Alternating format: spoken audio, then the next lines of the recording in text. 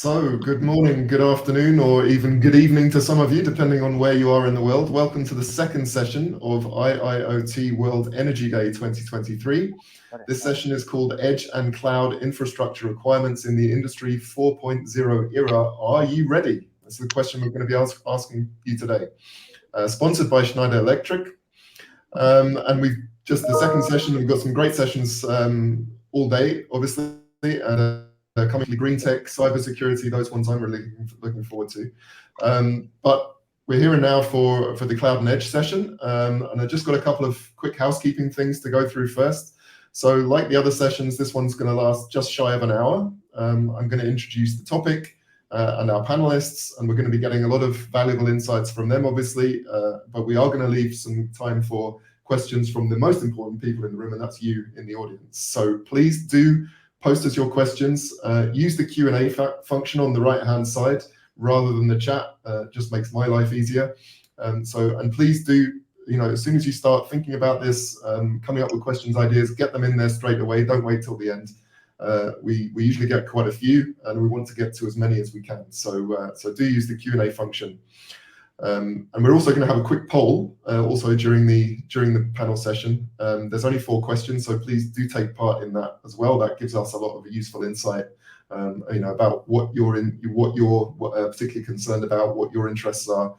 So please do take the time to answer those poll questions as well. As I'm sure most of you are aware, IIoT World does a number of virtual events all throughout the year, and we've got some great ones coming up. So just a very quick heads up on that. We've got Smart Buildings Day on September 27th, Cybersecurity Day on October 25th, and Manufacturing Supply Chain Day on December the 7th. And you can find all the details about those events on the website. But I think that's enough about the introduction. Let's get focused on our session today. And as I said, Edge and Cloud Infrastructure Requirements in the Industry 4.0 Era. Are you ready? As the world continues to evolve, assessing a readiness for the transformative technologies that drive this fourth industrial revolution that we're experiencing right now is obviously crucial. In this session, 2 industry experts are going to delve into that interplay between edge and cloud computing, and discussing the essential infrastructure components and capabilities that you need to thrive in this era. So whether you're a business leader, an IT professional, or just a tech enthusiast, this section is going to give you some really good insights in how to navigate those complex challenges and capitalize on the immense opportunities that this Industry 4.0 does provide. They're also going to be focusing on some real-life customer challenges, customer cases, and providing real-world examples, because we know that our audiences really, really appreciate that. So let's introduce the panelists. First of all, delighted to say we have Carsten Baumann, Director of Strategic Initiatives and a Solution Architect at Schneider Electric. In his role in the Secure Power Division, he helps clients with their industrial IoT and microgrid initiatives in the commercial and industrial and data center markets. And his projects help them achieve greater resiliency, achieve sustainability objectives, and create economic benefits, of course. And before that, he was advising on various resource-optimized energy management solutions in the data center market, and he has nearly 3 decades of experience overall in the data center, broadcast, telecoms, AV, and IT industry, including lots of positions at major consultancies. And he's extremely active in the industry overall, so you've probably seen him around. He serves on a number of industry boards, he's publishing papers, he's speaking at events all around the world, and he also recently completed a program at MIT in smart manufacturing. And he holds an electrical engineering degree as well from the Theodor Littschule in Gießen, Germany. Welcome, Carsten. Well, good afternoon, good morning, everyone. I really appreciate being here. Looking forward to it. Thank you so much for the intro.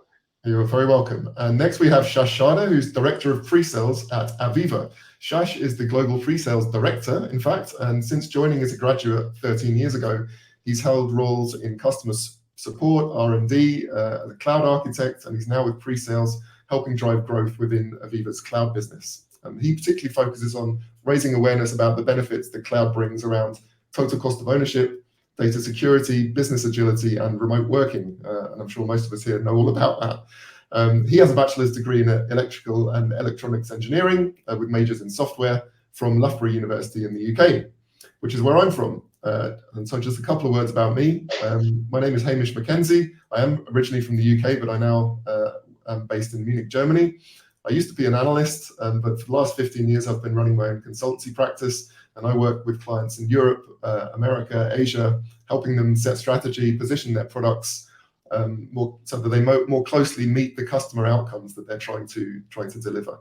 I'm also a certified Marshall Goldsmith stakeholder-centered executive coach, and I use those skills to help CEOs navigate various issues that they have, particularly if they're looking to grow very rapidly from a startup or scale-up stage. If you'd like to know more about me, please do look me up on LinkedIn. I'm pretty sure I'm the only Hamish Mackenzie in Munich, so it shouldn't be very difficult to find me. Quick reminder, please get your questions into the Q&A function, and we'll come to those, as many of those as we can before we finish. And with all that said, I can now at last hand over to Carsten, who's going to take us through a few slides just to give us some context on the discussion that we're going to have in a minute. So Carsten, over to you. All right. Well, thank you so much again, Hamish. So it's great to be here, and I really appreciate the opportunity to speak about this really important element. Specifically, as the title says, the conference, IIoT World Energy Day, because energy is a big component. Without energy, without electricity, nothing actually is going to work, right? So regardless where we are, what we do, how we do it, so we're so dependent on energy, and it's a finite, shouldn't say it's a finite resource, but it's a scarce resource, and so we have to make sure that we're not wasting it. And in terms of like that massive growth we're experiencing in terms of AI, machine learning, and all these smart cities, smart warehouses, smart manufacturing, all these applications, they will consume a lot of energy. So I'm really glad we have the opportunity to speak about this here today. So when I look at the IoT analysis, there's some data published earlier this year, and on those two slides, you actually see, the compounded annual growth rate. It's going to continue to drive, by somewhere around 20 to percent year over year, projected until the next several years. And so therefore we see an enormous amount of explosion in data. You can also see on the right hand side in terms of like the connected devices. So they just continue to grow and continue to explode, and everybody is in its process somehow leveraging digital information, digitizing their processes to optimize it, to achieve greater quality, better yields, conserve energy as well. So with smart everything and everywhere, we will just continue to see a massive growth, of data that's coming. And then of course the question is, like, when all this data is being created, how is it being used, and how is it being stored? How is it being transported? How is it being used to make smart decisions, enabling people and organizations to actually make the decisions necessary to achieve those improvements in their operations? So there seems to be no end in sight, and so that's a good thing. At the same time, it poses a lot of challenges and a lot of questions, and I think we're here to help answering some of them. And I encourage everyone in your organizations, to challenge yourself and challenge your leaders and executives and peers. Why are we doing it? How are we doing it? And how can we do it better? And also, how can we make it more sustainable? So Gartner, one of the large research organizations globally, they predict that by 2025, about 75% of enterprise-generated data is actually going to be generated and processed right at the edge. I mean, there's so many different use cases where we use cloud applications, but because of bandwidth restrictions or cost of bandwidth, as well as latency limits in terms of time, how long it takes to get the data from where we generate it over to the cloud and then, analyze it and bring it back, it may take too long. So therefore, there's so many applications which we see these days, where the processing of the data actually needs to happen directly, at the edge, and that's really driving the demand for edge applications. Now, when we talk about what is an edge, I guess, we can ask so many people, and everybody has their own opinion about it, and they're probably all right. For me, edge means, applications that are closer to where the data is being generated or consumed. So as a consumer, as a private person, if I have a phone, a mobile, a smartphone, that's an edge device. I'm creating data and I'm consuming data. And that, of course, is just one of the applications. And there's more and more. I mean, we see, for example, right now, globally, we have about 39,000 data centers. And these are including, the cloud providers like the Amazons, the Googles, the Microsoft, but also, large hyperscalers, the Facebooks, the Oracles, Apples, and so forth. And then there are many others, of course, including enterprise data centers. But then there will be a huge explosion in terms of these edge locations, and these are, projected to be about 7 million of those, such as in factories, hospitals, airports, stores, hotels, hospitality, you just name it, construction site, remote offices, and so forth, retail. And so there is an enormous amount of this new data centers coming online, and not everything can be processed in the same way and manufactured and maintained and operated as a large data center. So we have to look for tools and applications that allow us to be more efficient, more effective about it. Now, an interesting thing is, I was just actually yesterday and the day before yesterday at a data center conference in here in Silicon Valley in California, and everybody's talking about these large data centers. We're building now, like 200, 300, 400, 500 megawatts of facilities, hosting these massive amount of data centers, and that's always in the news and it's always in the press. Easy to talk about it. What's been done. Fortunately, the hyperscalers, these large service providers, they do a lot of in pushing the industry forward to become more energy efficient, more sustainable, and so forth. And at the same time, these are some internal research data at Schneider Electric we've done. By the end of this decade, 2030, it's only about 7 years away from now, we project that all these edge applications, and that's loosely defined what an edge application is, but all these edge applications, they will actually collectively consume more power than all these large data centers combined. So what I'm saying here is, when we deploy edge applications, we have to be mindful about the sustainability aspect of it, about the energy efficiency of it, because the explosion of those data and data edge centers, they will actually consume more energy than all these big data centers combined.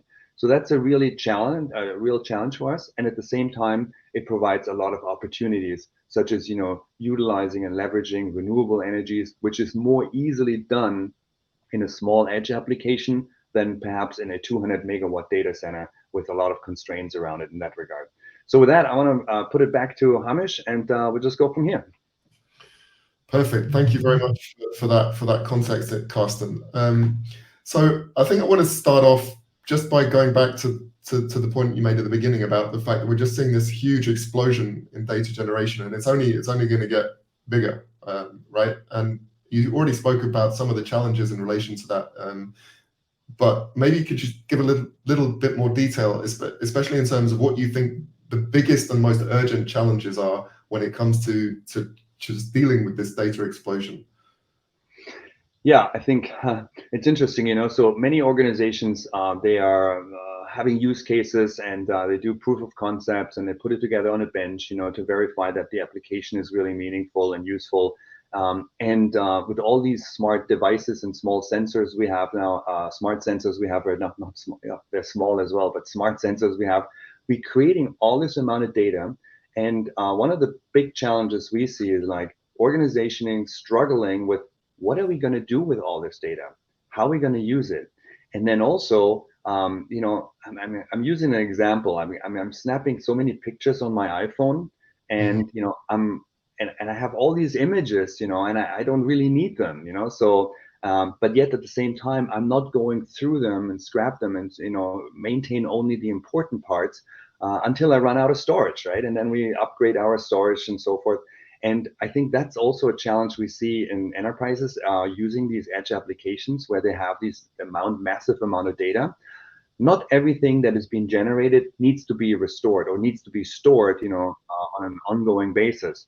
So, for example, some applications where we use high-speed video analytics, for quality assurance, there's a few requirements. So for example, if we have regulatory requirements, like let's say in a smart manufacturing facility doing welding in the automotive industry, there are regulations around the world in each country, and this region is a little bit different. But for example, in Europe, you have to retain the data of your weld, for the next 10 years. And that's just simply for safety purposes. So if something does happen in an accident, so somebody wants to go back, hey, how was this weld executed? So there's a certain amount of data that needs to be retained. But when I think about these high-speed video analytics and, for real-time or near real-time decision making, once the decision is made, whether, excuse me, a widget or a gadget is actually, passing its quality, we have to ask ourselves, can we delete all this information? I mean, once the decision is made, do we really need to retain it? So the amount of data explosion and the retention of data is not necessarily correlating. So we have to be mindful, because otherwise we're just spending more and more money on resources and IT, server, storage devices, transportation of the data, and yet there's no need for retaining this. Right. Shash, do you have any perspectives on that from a cloud point of view? I certainly do, and I think I want to echo the point that this experience, or we are certainly experiencing an explosion in data generation.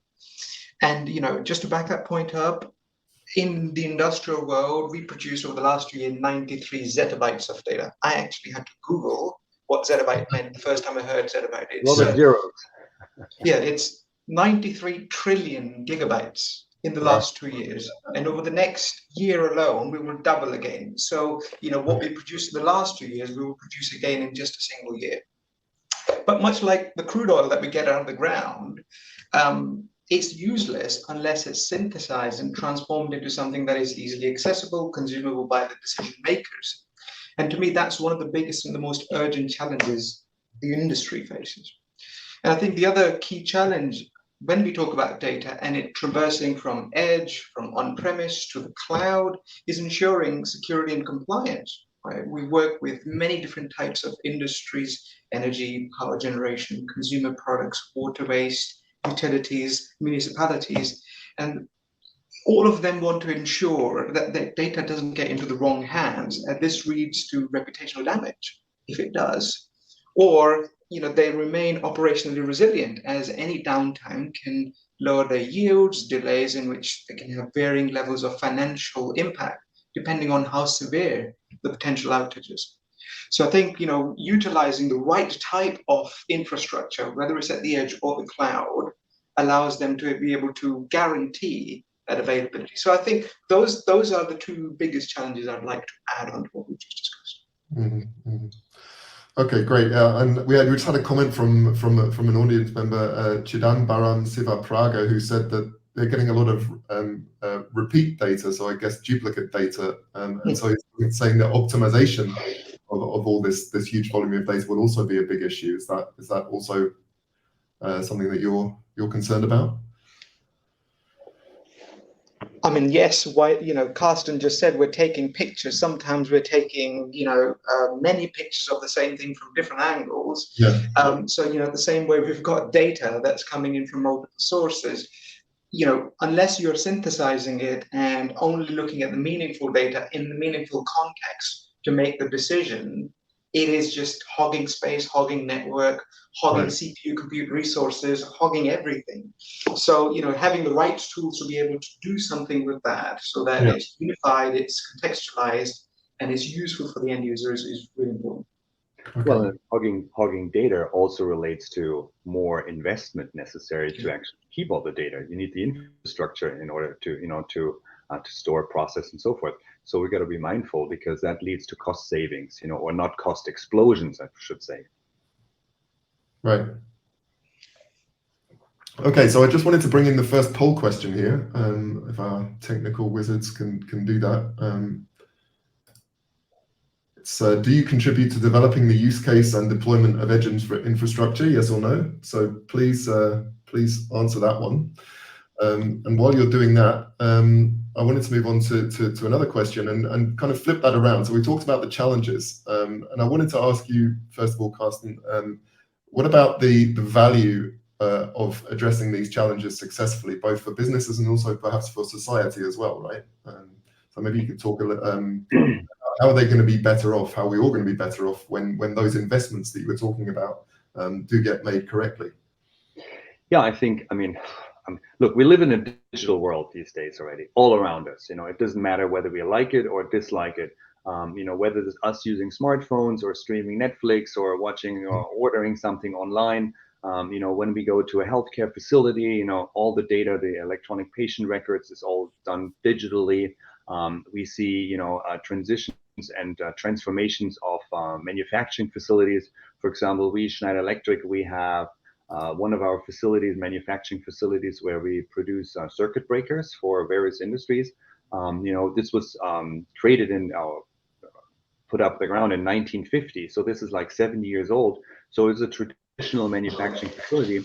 But over the years, and especially in the last 4 years, we've transformed this into we embraced the digital transformation to utilizing tools like predictive analytics, virtual reality for training purposes, for process optimization, for reducing energy, as I mentioned earlier. So it's happening all around us. And once it's been deployed mindfully, then I think it can create a lot of value for us personally as well as for businesses. And that's the key component, because I think what we've seen in conversation with customers, they are thinking, look, I have to digitize it, so, and then when we ask ourselves the question, but why? What are we trying to achieve? So we have to look at a business outcome first. And then I think, Shash can speak more to this in terms of Aviva. What application what IT application, software application we are actually using in order to achieve a certain outcome. And once this is defined, then we can break it down in terms of like, okay, what infrastructure do we need in order to deploy those kind of IT applications? And then, how do we, and that's something we should never forget, once it's been deployed, and especially when you think about edge applications in these IoT or IIoT, that's not a centralized application. That's most likely been deployed 100 times or 1,000 times over a larger geographical region. So we should not forget to ask ourselves, how do we maintain and operate this through the life cycle of it, over the next 10, 15 years before we do some major upgrades and refresh and so forth. So these are some challenges we have to face and we have to ask ourselves. So these are some of the examples, and there's many others. I mean, for example, smart distribution warehouses where the robot's driving around. So they are using sensors in various forms, right? So whether it's ultrasound, in terms of like detecting potential conflicts in terms of like running into, for safety purposes, the interaction of robots with humans, picking the orders, integrating into the ERP system, so when you see those smart distribution centers right now, there's a lot of automation in there. There's a lot of IT applications and sensors in there. They all use this information to process the data to become more effective, more efficient, and optimize the business process. Okay, so we're gonna. I know that Schneider and Aviva have been working together on this on a particular use case, and we're going to come onto that in a second. But Shash, I just want to, in the introduction, I mentioned that you're very concerned about about proving the benefits and the value. How do you talk about that to your customers? I think, we obviously contextualize that in the bigger business value that the customer wants to get out, right? So 3 key areas from my perspective. One, they want to see an increase in their asset health and performance. And they do by simply knowing more about the data they're collecting, right? I mentioned data on its own is not good enough. So what do I mean by knowing more about your data or increasing your asset health and performance? Well, first is reducing your unplanned downtime, right? Planned downtime is one thing, but unplanned downtime. So monitor what you've got. You're collecting your data. This is sitting in the cloud or on premise in some sort of a historian. We've got AI and ML learning, models, especially on these kind of subjects, which are able to monitor this and predict any failures ahead of the time it happening, so that we can take preventative action before it happens. And that that turns that unpredicted or unplanned downtime into a planned downtime, where you don't have to take the line down, where you don't have to have people twiddling their thumbs. You can actually plan it so that in night shift or something, do the thing and come back. The other thing is optimizing the maintenance of the assets that you've got running, right? So a lot of the industries currently maintain their assets on this time-based maintenance, right? So they're running upgrades or maintenance every X days, X hours, X number of weeks, but sometimes they're over-maintaining because they don't need to, because the vendor said so. But by applying, again, AI and ML capabilities running in the cloud or on premise or at the edge location, you can actually understand the health of that asset. And, rather than do it repetitively, do it, switch to a risk-based asset health monitoring, and then optimizing the maintenance of that asset. Two more things. I think improving the personal productivity, right? We're all working from home. We've got apps and phones and web browser and many different tools, iPads to work from. So there's an expectation almost of today's labor workforce to be able to access this data in a format where they don't have to consult an Excel file and create their own charts. It's an expectation that they can get this in near real time in mobile devices through the internet today. And finally, compliance and security, right? So cybersecurity and regulatory compliance with various bodies is really, really important. So if we can leverage this data, securely transfer it to the cloud, demonstrate that they're working with trusted vendors like Schneider and Aviva, and the certifications they come with, they're able to provide this assurance back to their regulators of how they're operating their assets in a safe manner. So these are the business challenges from my perspective, or the benefits of addressing the business challenges. Yeah. Okay, great, perfect, thank you. So I think we got the results of the first poll question. Can you just put those up quickly? So we have, contribute developing the use case and deployment of edge infrastructure. Yes, 66%, no, 34%. So we've got a result there. Can we also have now the second question, please? Second poll question. How many edge deployments will you see in the next 6 months? 1 to 5, 5 to 10, 10 to 15, or 15 to 20? So please give us your answer there. That will be definitely an interesting thing to have a look at in a minute. So what I'm seeing is that the majority of the audience is actually actively engaged and building those use cases, and I think that's fantastic. Yeah, absolutely. And which brings us on to the use case that I know you've been working on together. So perfect segue, in fact. So perhaps, I don't know, Carsten, do you want to start by talking about that? Okay, so you have to refresh my mind in terms of like. Or Shash, maybe let me take the lead, and Carsten, you can chip in. I think the use case. So first of all, I want to start by saying, right, Schneider Electric is owner of Aviva, but it's also a strategic partner for Aviva. So and it's also a customer of Aviva. So, Aviva sells a lot of software to Schneider Electric to address some of the use cases that I just discussed earlier on. Yeah, and I want to talk about this one use case that we deployed on their Lexington smart factory in Kentucky, USA, right? So just to give you some context about this, it's a 500,000 square foot facility employing over 500 people. And what they do is they produce high quality load centers and safety switches for the industrial power systems. And the challenges they had were, as I said before, lack of data visualization from the systems, inaccurate information, and lack of any detailed analytics to try and make a decision. And that, led to them, or hindered their ability to make timely decision to optimize their process efficiencies. So, they've had this facility for over 60 years. They've had many disparate systems and legacy gaps throughout the site, and various levels of tribal knowledge in this. So in some cases, workforce were even using paper-based work order management processes. And again, you're using paper, that's impacting your decision-making, that's impacting your response time, and it's also leading to costly downtime.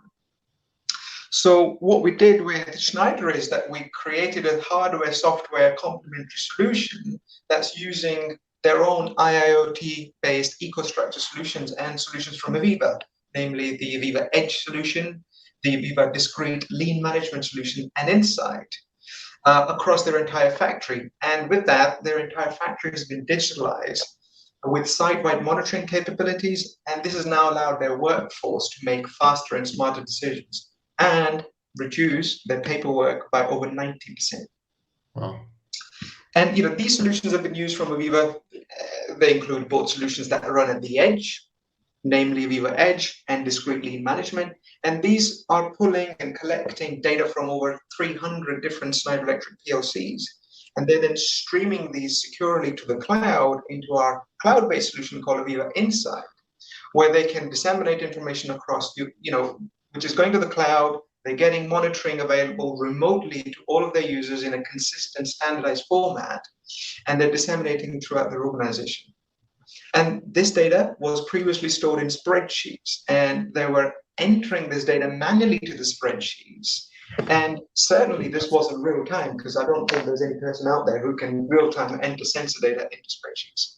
Yeah. So, the outcome of that is that this factory, or smart factory as it is now called, is now one of the most innovative factories in the world, and has been recognized by the World Economic Forum as the most advanced global lighthouse for sustainable manufacturing. And Schneider and Aviva are taking this blueprint, and over the last 2 years, we've applied it to over 70 different manufacturing facilities across the world. And that's enabling, faster decision making and analysis through collection and visualization of their data that they're producing. Yeah, and if I may add on to this, so of course, these edge applications require IT infrastructure to be at the edge on site. Now, it does not necessarily mean that it has to sit directly on the manufacturing floor, on the shop floor. But we do, for example, this specific example in Lexington, Kentucky, we have an IT room adjacent to the manufacturing facility where all these applications are actually running. And one of the questions I see also in the Q&A session is about, sometimes there's some experiences about losing data in terms of like transporting the data from the edge to the cloud or getting it back. And then I think this is a really important part because the network is absolutely crucial. Whether there's the network inside the facility. I mean, we have manufacturing facilities where we deploy private 5G networks in order to transport the data from the shop floor to the adjacent IT room. But then, of course, in order to create the connectivity from the edge location itself, to perhaps some cloud provider, we need to make sure that the network is really redundant and stable in order to facilitate, and big enough, right, in order to facilitate the data transport necessary for those applications. So we have to treat, many times in the data center industry, we look at these, large data centers, and they deploy resiliency strategies and redundancy strategies in order to ensure that the uptime is guaranteed. Now, when we go down to the edge application, we literally have the same resiliency requirements, because if we can't get the data from A to B, then what are we going to do with our business process? Why we employed or deployed these kind of applications in the first place. So we have to treat the data integrity from where it's been generated and where it's been consumed, and vice versa, with the same sense of reliability and resiliency. So the network is not to be forgotten about, and you have to deploy IT services, in order to ensure it's, it's safe, it's encrypted, and protected against, cybersecurity threats, and at the same time, availability is the key component. Yeah. Great. Could we have the results of the second poll question, please, Paul? So 52% saying 1 to 5, and then 22% 5 to 10, 12% 10 to 15, and 13% 15 to 20. Is that a surprise to you guys, or is that about what you would have expected? Well, to me, it's not a surprise, because I think the majority of us, we're on this journey, right, to digitalization, and so, we need to crawl before we run, and, and walk and run. So therefore, I see that, like the smaller 1 to 5 makes a lot of sense, because, many of us are dabbling into it, and we want to we want to verify and validate that it works. And Shash just mentioned, so we actually, in our own facilities, we start small and we define these use cases, and then we validate this, and then all of a sudden, like, this is really good, what needs to be modified. And then we see the success of it and the benefits of that, and then we start replicating it, across multiple other facilities or expanding the service. So it's not just like from going dumb facility to smart facility like in 6 months, right? So it's a gradual process, and so therefore I'm not really surprised about this. Okay. Great. All right, Paul, can we have the third poll question, please, now? I believe is sustainability one of the key drivers when planning and deploying edge systems? Yes or no? So I'll be interested to see what people feel about that. while people are voting on that, and please do cast your vote, I wanted to talk a bit about the future. And of course, you can't really open a web page or open a newspaper without seeing something about AI, ChatGPT, any one of these new tools, and there are literally dozens coming out every single day at the moment. How do you think AI is going to impact things from your perspective when we're talking about this whole cloud edge debate? The short answer, massively. So I've been here at the data center conference in Silicon Valley, as I just mentioned earlier, and AI and machine learning, is a big topic. And the reason being is, if you train an AI model, you need about 50 times the energy, compared to a normal server process running, and then that's the training the model. But then when it's been deployed or used like ChatGPT, these are now applications which we also see they're running more at the edge directly in order to reap the benefit of those trained models. And so they're expensive, they are power hungry, they need a lot of GPUs, right? There's a lot of supply constraints right now in the industry. So just yesterday, I had a conversation with a manufacturing company who manufactures server technology, and they have the motherboards sitting there and waiting for, let's say, NVIDIA on delivering those GPUs, right? So they just have it. And one of those servers, just to think about it, I had no idea. One of those servers with 8 GPUs inside costs about $250,000 and consumes about 6 kilowatts, right? Which is like, that's an enormous amount of energy. But it's influencing everything. And again, you look at the stock market right now, those companies who are affiliated and associated with like those chips, and those applications and software, there's a lot of hype right now, right? So, but I think there's a massive impact because we see better decision making because of that.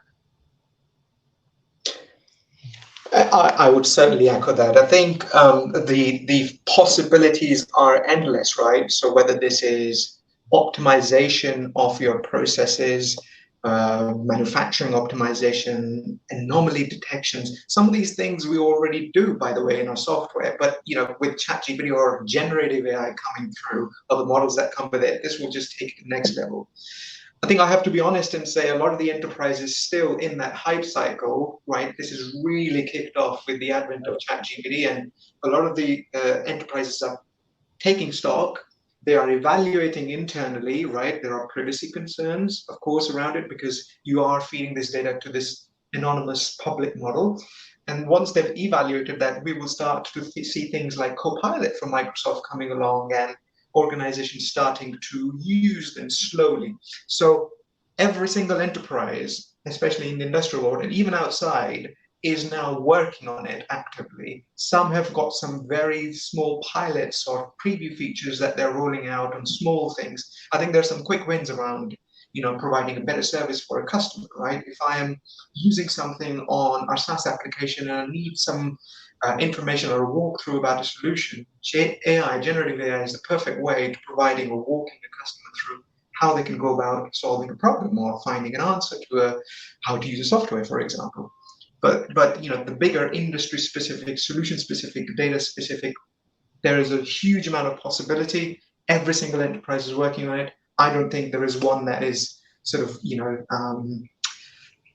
industry leading yet. I think we're going to have to wait and see how things pan out over the next 5, 6. We are very much in this hype cycle where everybody's jumping on it. Right. Yeah, not that this is necessarily related directly to the IIoT world, but for example, 3 weeks ago I was a week in Scotland on vacation, and I asked ChatGPT, "Hey, I'm only like 4 or 5 days in Scotland. What would be a good travel itinerary?" And it just prints it all out, and then you can do some more research. It's fantastic when you think about the ability it has, because if in a normal Google search or so, if I type this in, you will get a totally different result. So therefore, I think the opportunities are just endless. And by the way, I had a great time in Scotland. So great. Great part of the world. All right, great. Paul, could we have the results of the third poll question, please? So is sustainability key driver? 86% say yes. So that's a very, very definite answer. What do you think about that, guys? Does this reflect your feeling as well? Well, I'm actually surprised by this right now. Yeah. So, but then as soon as soon as I saw the results, I was wondering if the sustainability a key driver is to become more sustainable, or is deploying edge applications and using those IIoT areas, in a sustainable way. So I think there's two elements to it, driving sustainability and being sustainable. So I'm not quite sure. Of course, the question doesn't really differentiate between those two, but I'm happy to see it this way, because I would have expected something else. Right. Okay. So Paul, sorry, can we have the last poll question, which is about who is making the decisions on all this stuff? Is it IT? Is it cybersecurity, project teams, plan facility managers, the CIO, or the CEO? So that's also going to be an interesting one to see who's making the decisions. I imagine it's going to be a mixture in some instances at very least. But we didn't allow multiple choice, right? I wasn't in charge of that part, so. But yeah, maybe the main person then. If there's no multiple choice, then like the main person, the main decision maker in what I'm sure is a buying center, which involves more than one person.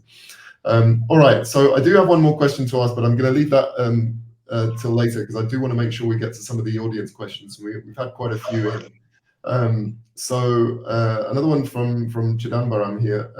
Do you have any sense? And I don't want to kind of data shame any particular countries necessarily, but they've asked, which countries are furthest ahead from a digitization perspective, and this whole discussion that we're having today, and which are maybe lagging behind. Do you have any sense of that?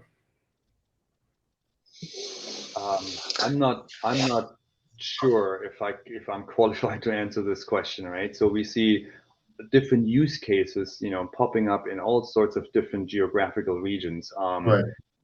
But whether there's one country or region ahead of the other, or one lagging or than others, I'm not quite sure. So I don't have any insight in that. How about you, Slash?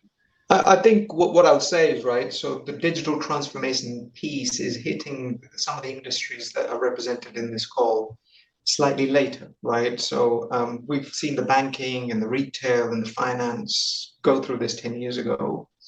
But some of the industries that we're in, power, oil and gas, energy, water, wastewater, they're going through it now. So I think rather than talking from a country-specific or region-specific point of view, I think I'd say from the industry point of view, the industries that we serve and we're representing on the call today are industries that are all jumping on this, and they have to, because of the business challenges that Carsten and I spoke about.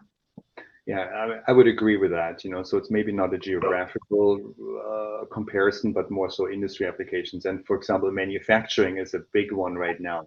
So where organizations, and this goes anywhere, like even like when you think agriculture, right? So we have this idea about from the farm to the fork, right? So for traceability in terms of how food is being manufactured or created, to where it's being consumed ultimately, when it sits in our dinner plate. So to have transparency throughout this entire chain. So we see various applications, but manufacturing is certainly one of them. Smart warehouses and distribution centers I mentioned. I mean, think about the logistics centers of, let's say, Amazon, right? Amazon distribution facility. I mean, it's mind-boggling to me from the logisticals perspective, utilizing all these IT applications. While I was living in California, I could order something by 10 a.m. in the morning, and it got delivered at 3 p.m. in the afternoon. That's just unbelievable, how that actually works. So when you think about, like 20 years ago, somebody sends an order in by fax, right? And I'm sometimes surprised when I see, on business cards, they still have a fax number there. So I don't know, like who's using a fax these days, So it's utilizing and leveraging those digital infrastructure information in these elements, really helps us to, expedite kind of like this decision making, and I think that's the key component, so like optimizing the business process. Right. Yeah. I also experienced that yesterday. In fact, I had to fill in an online form, and they had facts as like a must fill in, a must complete field, and I was like, really? What year are we in? Anyway, I managed to get around it somehow. All right. So we have another question here from Ramaya. Shash, you were talking about kind of security and confidentiality, data privacy, all those kind of issues. So they're asking, do we have any governing rules or international standards for maintaining the confidentiality of the data concept being maintained in cloud platforms? Yeah, I think, so a lot of the cloud service providers and even Aviva, right, we are providing services that are running on the cloud, albeit they're running on AWS or Azure. There are some internationally recognized certification security standards. ISO 27001 is one of them, right? So Aviva is certified ISO 27001 member. So are the data centers and the suppliers that we use, and so are all of the cloud service providers pretty much out there, because without that, your credibility is pretty weak. And I think the other one is SOC 2 compliance, right? Systems and organizational controls that the organizations put in to make sure that you've got the right type of processes when it comes to data handling, data privacy, sensitivity, people and how they're able to, personnel that is within the organization and how they're handling customer content, as it were. And these are SOC 2 especially is something, it's an audit that happens every year rather than a one-time certification that happened and never has to be revisited. Actually, we go through it every single year, and we have to prove to the external auditors that we are compliant. And I think these are, let's just say, the gold standard in the industry when it comes to security of the data in the cloud. Right. Okay. Thank you. I hope that answers your question. Another one here from Salima. The data industry often gets overlooked in discussions about energy and water resources. So from Salima's perspective, there seems to be a bit of a disconnect there. Do you have any thoughts about how the data industry and the energy and water resource issue can kind of add value to one another and become more closely connected? Yeah, absolutely. I mean, so currently the global energy consumption of all data centers is somewhere, depending on which research you believe and read, is somewhere around 2%. And also greenhouse gas emissions are associated with that. Now, recently I just had a presentation about energy efficiency in the data center industry, and I have to applaud the entire industry, because if the data center industry would have not done these energy efficiency improvements they've done over the last 10 years, and one of the key drivers, by the way, why that happened is because over 50% of the operational expenditure for data centers is paying the electrical bill. And the electrical bill is not only to power the server, but it's also the air conditioning systems, in order to remove the heat from those data centers. So if they would have not done these improvements, we would today consume about 3 to 4 times as much energy. Think about it. Instead of 2% globally, it would be somewhere around 8% or 6 to 8%. So that was driven because of economics. Now, at the same time, we had a very simplified measurement in terms of evaluating the effectiveness, and it's called PUE, power utilization effectiveness. And this number has been driven down, which is basically a ratio of all the electricity going into a facility and how much electricity of that is being used for IT services versus cooling and lighting and other ancillary kind of services. So that PUE number has been driven down dramatically, so data centers became more efficient, sometimes at the expense of water. So, for example, we see data center moratoriums in places like, for example, in Arizona, where because millions and millions of gallons of water are being used every day to spray, to evaporate, the water, which then creates adiabatic cooling, which then is being used to remove the heat out of the data center. So energy efficiency got better, but water consumption goes up. So they're counterproductive. So nowadays we're entering a new phase, and some industries, for example, pushing for the climate accord, where we are not only measuring the CO2 emissions, but the overall sustainability aspect. So we're looking at where's the energy coming from? Is it when I buy electricity from a coal plant versus am I buying electricity from a renewable energy source? Energy efficiency is the second component. The third component is water and the water usage, So we see changes in how data centers are being cooled right now with closed loop water systems instead of depleting the groundwater itself. The fourth element is waste. How much waste are we actually creating in all these data services? And then, ultimately the life cycle assessment of products and services. And then the fifth component is like land and biodiversity. So how disturbing, nature in a certain way by deploying more and more data center assets. So it's not only anymore just energy and water, but it's also waste, land, biodiversity, and the energy coming from. So there's a lot of changes happening right now, and this is a journey. We can't do it alone, so we all have to collectively work together. And I think going back to the last slide we saw earlier, where I said, by the end of the decade, all these edge applications will consume more power than all the big data centers together. So we have to be mindful how we deploy it.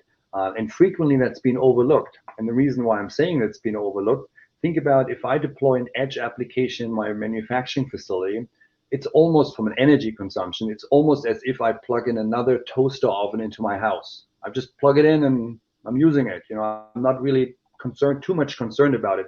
But of course, if I were to put another very intensive energy, like an electric welding outlet, I have to be careful that, I have enough capacity and so forth.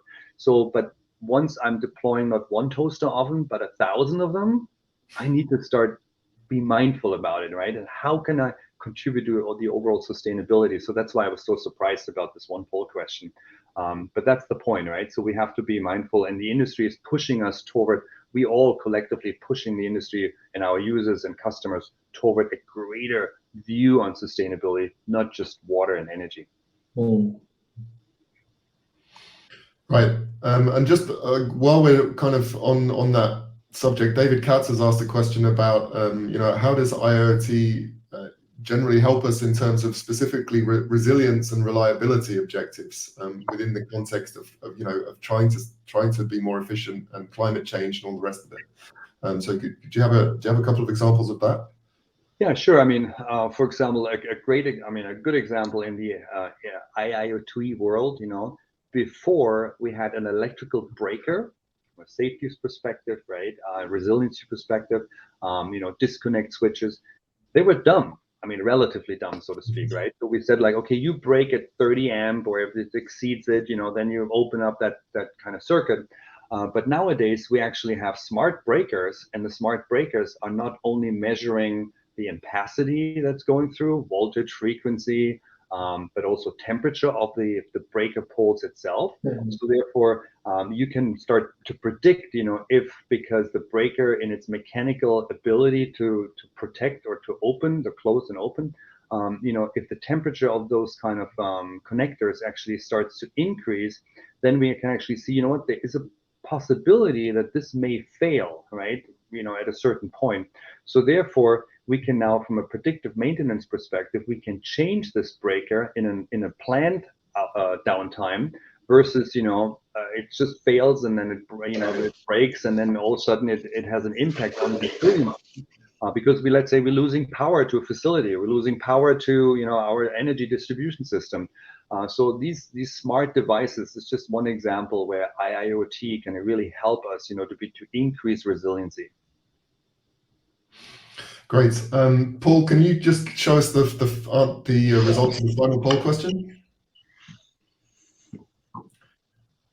which was about the decision-making process? Who's making the decisions? Yeah.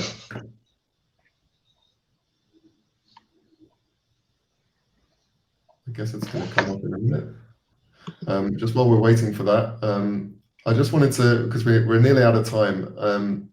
Here we go. So we've got a IT personnel, project team, and CEO seems to be very much involved here, which at least maybe to me is a bit of a surprise. But I don't know if you find that surprising. Yes and no. from my perspective, because change happens from the top, right?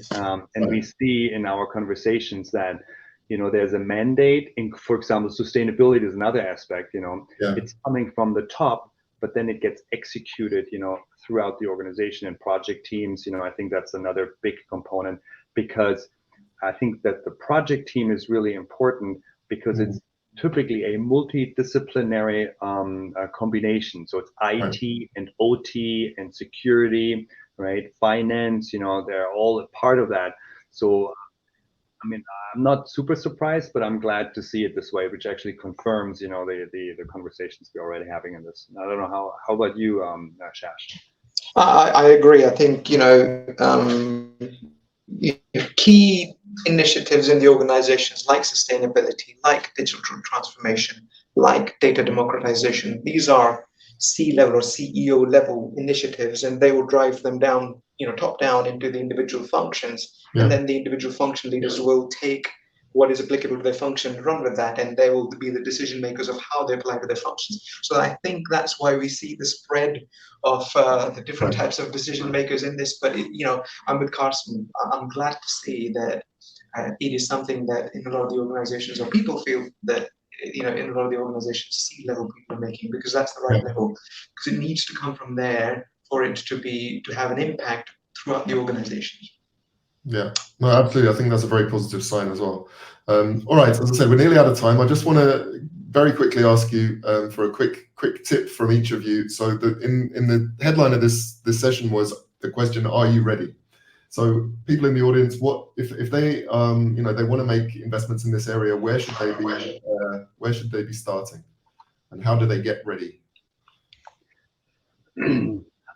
So I think for final word, so to speak, I think we have to, number one, define the use case, be clear about, using data efficiently, so that you know for everything. You have to think about decarbonization overall in these applications. And then also you have to challenge yourself and the teams you're working with, how do you scale this from proof of concept, and deploying it at mass, right?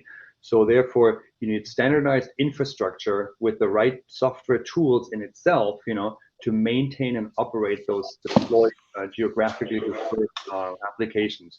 So decarbonization, data efficiency, and standardized IT infrastructure in order to effectively allow you to deploy these applications at scale. Perfect. And Shash, your final thoughts? I think you've said it well, Carsten. I'll complement that by saying, right, if your use case, you talked about use cases. So if your use cases are around increasing your asset health performance, if you want to know, reduce your unplanned downtime, if you want to optimize the maintenance of your assets, if you want, increase productivity of your people, right? We're all working remotely, hybrid, etc. And if you want to ensure cybersecurity and compliance with the tools that you're using and the vendors that you're using, these are the use cases that will necessitate, and if you're willing to use them, will necessitate or will mean that you're ready to adopt the industry 4.0. And then the last thing I probably want to say, and if you feel you're not ready, we're here to help. Yeah. Perfect. Brilliant. So it's up to me now just to wrap things up. I want to say thank you to both of our panelists for the insights and the knowledge and the expertise that they provided. I hope everybody found that useful and valuable and interesting and learned something new. I know I did. So thank you very much. Thank you again to the sponsor, Schneider Electric. It's only by sponsors like you that these great events are made possible. So thank you very much indeed for that. Thank also to our audience, of course, for listening in and all the great questions you submitted. I think that's probably the most questions I've had in a single session to this point. So thank you a lot. I'm sure we didn't get to all of them, but we'll try and follow up with the ones that we didn't get to. So the next session coming up is entitled Beyond the Buzzwords, Real-World Applications of IIoT in the Oil and Gas Industry, sponsored by Hive, MQ, and Traconomy. So enjoy that one. I will see you back here in an hour for the session on building a modern data historian. In the meantime, enjoy the next session, and thank you, everybody. Thank you. Goodbye. Thank you. Have a good day. Cheers.